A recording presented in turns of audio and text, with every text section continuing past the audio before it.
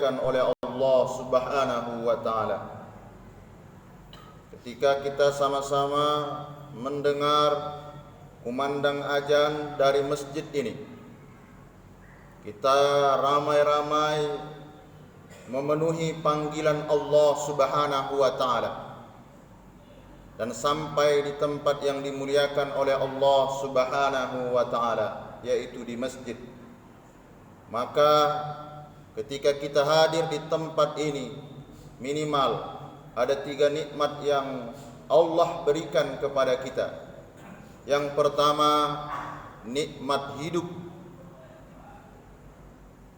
Banyak di antara saudara-saudara kita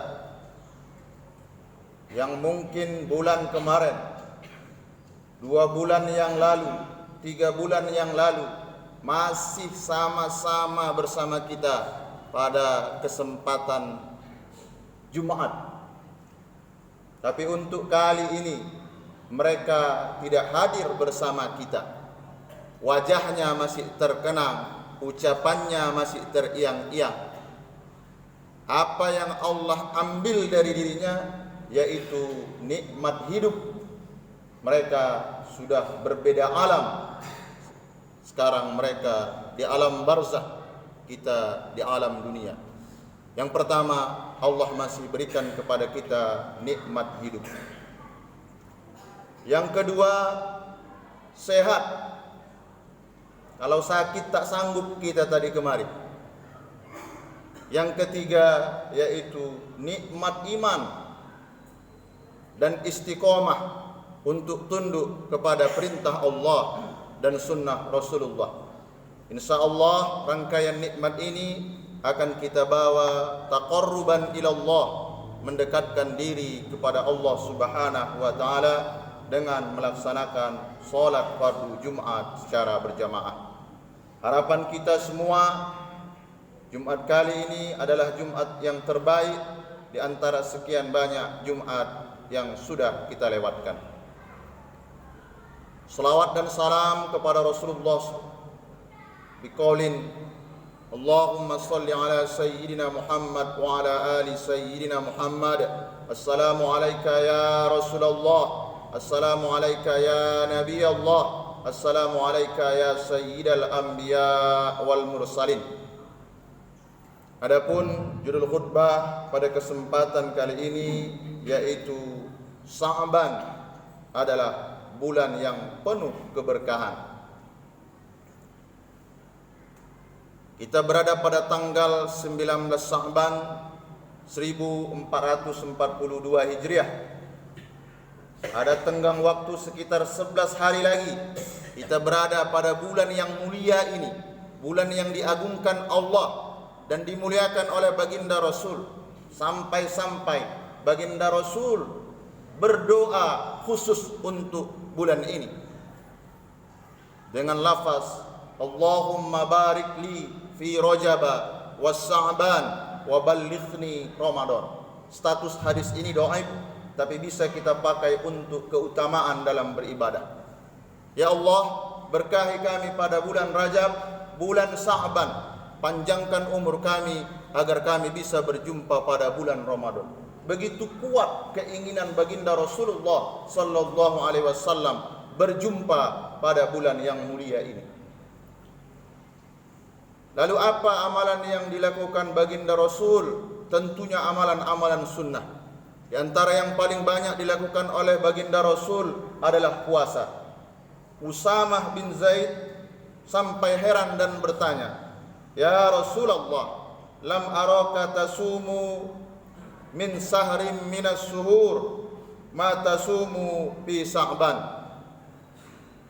Qala dzalika sahrun yughfalun nas anhu bainar Rajab war Ramadan wa huwa sahrun turfa'u bihil a'mal wa uhibbu ay yurfa'u amali wa ana sha'im. Kata baginda Rasulullah sallallahu alaihi wasallam, pada bulan ini adalah bulan yang banyak dilupakan orang karena dia berada di antara Rajab dan Ramadan. Dan bulan ini juga bulan diangkat amalan kita per tahun. Jadi kalau mingguan amalan kita itu diangkat pada hari Kamis, kalau per tahun diangkat pada bulan Sa'ban. Wa uhibbu ay yurfa'a amali, dan saya suka, saya ingin sekali ketika amalanku diangkat, saya dalam keadaan puasa. Mengapa Rasul ingin betul diangkat amalnya dalam kondisi berpuasa? Ini menunjukkan identitas kita. Karena sebelum manusia diciptakan, malaikat pernah protes, malaikat pernah komplain. Hal ini bisa kita lihat dalam Al-Quran, surah Al-Baqarah. Ataj'alu fiha may yufsidu fiha wa yusfikud dima. Ya Allah, kamu mau masih ciptakan lagi ada makhluk yang bernama manusia, pekerjaannya yufsidu, menumpahkan darah, berkelahi.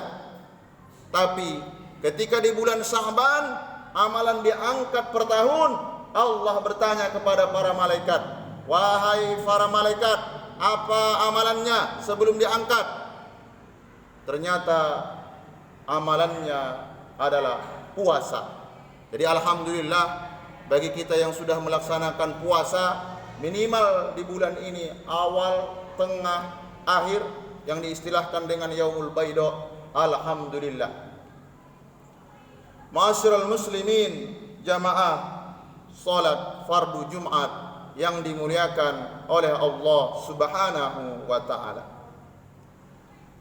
Lalu ada 11 hari lagi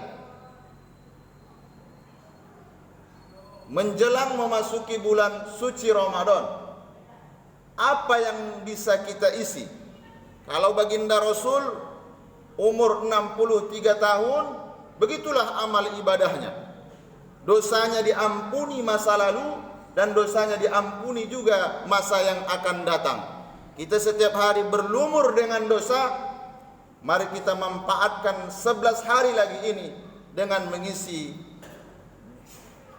dengan beribadah kepada Allah Subhanahu wa taala. Ma'asyiral muslimin, jamaah salat fardu Jumat yang dimuliakan oleh Allah. Lalu amalan apa? Amalan apa yang bisa kita lakukan? Banyak. Membantu fakir miskin, menyantuni anak yatim. Kalau dapat malam hari ini, mata ini sekali meneteskan air mata, bukan karena apa-apa, tapi menyesal bahwa kita pernah melakukan dosa. Minta ampun kepada Allah Subhanahu wa taala atas dosa-dosa yang telah kita lakukan. Kalau seandainya hari ini Allah masih berikan kita kesempatan untuk hidup, kita berprasangka baik saja, berarti amalan kita masih sedikit. Kita harus memberikan yang terbaik, amalan yang terbaik kepada Allah Subhanahu wa taala. Ini yang dijelaskan dalam surah Al-Muluk, allazi khalaqal mauta wal hayata liyabluwakum ayyukum ahsanu amala. Andai Allah berikan kita kesempatan hidup sampai hari ini, kita berpikir positif bahwa amalan kita terlalu sedikit, maka perbanyaklah. Jangan kita salah anggap, saya masih hidup sampai hari ini karena saya sehat. Kaget kita mendengar saudara kita, teman seperjuangan kita, bukan hanya sehat, tapi sudah pada tingkat bugar fisiknya, tiba-tiba mati mendadak. Jangan juga kita punya prasangka, saya ini masih muda, tidak perlu nanti setelah usia saya di atas 40 tahun baru saya isi dengan ibadah-ibadah. Tidak bisa. Banyak orang belum lagi pemuda, masih bayi, Allah cabut. Allah tidak berikan kesempatan untuk hidup. Kalaupun kita hidup hari ini, ingat bahwa Allah ingin lihat kita, mampu tidak kita memberikan yang terbaik kepada Allah Subhanahu wa taala. Seseorang tidak dilihat dari pangkat dan jabatan yang ia peroleh baru ia mulia. Seseorang tidak dilihat dari ketampanannya. Seseorang tidak dinilai oleh Allah dimuliakan karena banyak ilmunya. Dan ini diperkuat dalam hadis yang diriwayatkan oleh rawahu Muslim. Innallaha la yanzuru ila ajsamikum wala ila suwarikum walakin yanzuru ila qulubikum wa a'malikum. Allah tidak pernah memperhatikan seseorang itu terhadap fisiknya, badannya, tampannya, rupawannya. Tapi yang Allah lihat hatinya, bersih enggak hatinya, ikhlas enggak hatinya melaksanakan ibadah karena Allah. Wa a'malikum, sebesar apa amal ibadah yang sudah kita berikan kepada Allah. Jangan sempat malaikat maut mencabut nyawa kita, namun kita belum melaksanakan ibadah yang terbaik kepada Allah Subhanahu wa taala. Fa ijaza ajaluhum la yastakhiruna sa'atan wa la yastaqdimun. Kalau sudah malaikat maut mencabut nyawa kita, tidak bisa ditunda sesaat, tidak bisa didahulukan pun satu saat. Sedetik pun tak bisa didahulukan. Kalau sudah seperti itu, apa yang bisa kita lakukan? Tak ada lagi.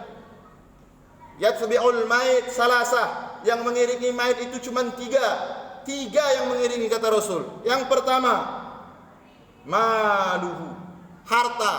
Ikut harta kita ke kuburan, ikut.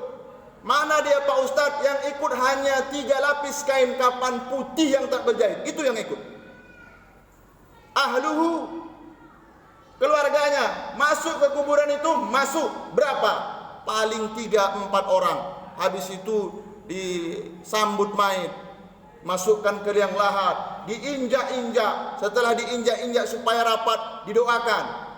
Ikut ahli waris mengubur, ikut. Bertahan dia di kuburan itu enggak, habis mendoa pulang dia. Lalu apa yang menemani kita? Wa yabqa amaluhu, amal kita lah yang menolong kita. Kalau pernah tangan ini mengusap kepala anak yatim, itulah yang menolong kita. Kalau pernah misalnya kita ramai-ramai berbondong-bondong, sama tadi informasi dari takmir masjid, memakmurkan masjid ini, maka itulah nanti yang menjadi ladang amal kita. Kalau tidak, wal'iyadu billah, kita berlindung kepada Allah, Allah berikan keberkahan dalam hidup ini. Hidup yang berkah, hidup yang singkat, tapi seluruhnya dinilai ibadah. Daripada hidup yang panjang 80 tahun, 90 tahun, tapi digunakan untuk ibadah, tak seberapa banyak.